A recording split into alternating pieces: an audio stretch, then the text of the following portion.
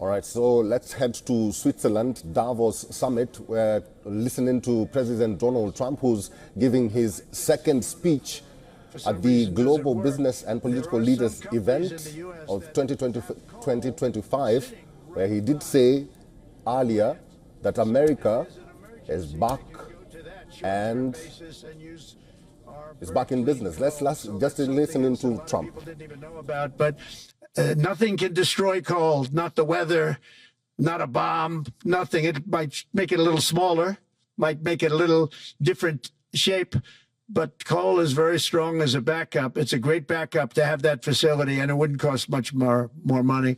And we have more coal than anybody. We also have more oil and gas than anybody. So we're going to make it so that the plants will have their own electric generating facilities attached right to their plant. They don't have to worry about a utility. They don't have to worry about anything. And we're going to get very rapid approvals. Thank you. Thank you so much, Mr. President. We'll now go to another CEO that you know very well, Brian Moynihan, the CEO and Chair of Bank of America. Good afternoon, Mr. President, and congratulations and obviously eventful.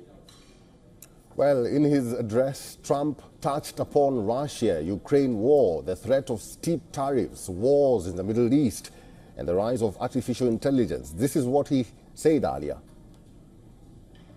Going to ask Saudi Arabia and OPEC to bring down the cost of oil. You got to bring it down, which frankly, I'm surprised they didn't do before the election. That didn't show a lot of love by them not doing it. I was a little surprised by that. If the price came down, the Russia-Ukraine war would end immediately.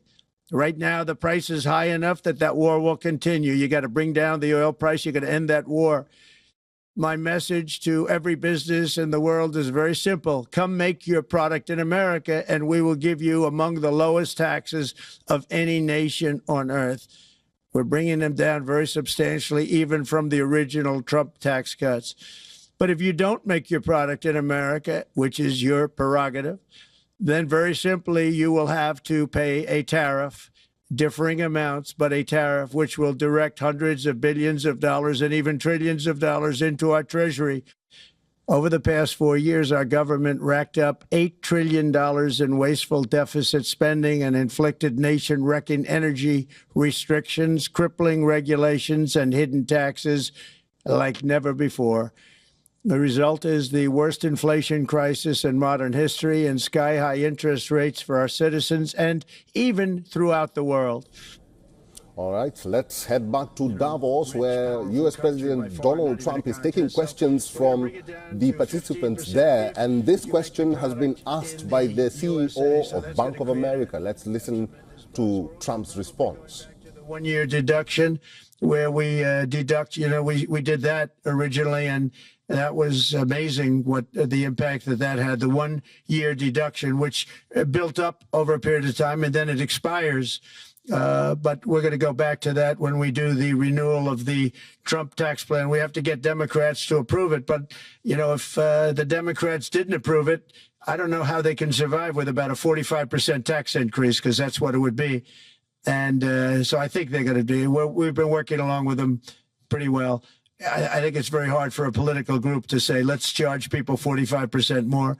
So I think we're in good shape. But we're actually doing a reduction for business and small businesses where you're going to bring it down to 15%, which is really something. And by the way, speaking of you, and you've done a fantastic job, but I hope you start opening your bank to conservatives, because many conservatives complain that the banks are not allowing them to do business within the bank. And that included a place called Bank of America. They don't take conservative business.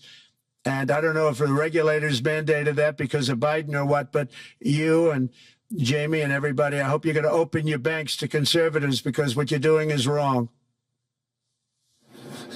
Mr. President, I'll say that your friend Gianni said hello, told me to tell you hello, and we look forward to sponsoring the World Cup when it comes, both this summer for the club and next year. So thank you for getting that for the United States. Thank you very much, Brian. Thank you, Mr. President. We'll now go to Anna Butin. She's the executive chairman of Banco Santander, one of the big European banks, and also in the U.S. So, Anna. Mr. President, congratulations on a historic victory. I believe you don't know me as well as my fellow panelists, so a few words. Santander is one of the largest banks in the world. For all the latest news, download the WION app and subscribe to our YouTube channel.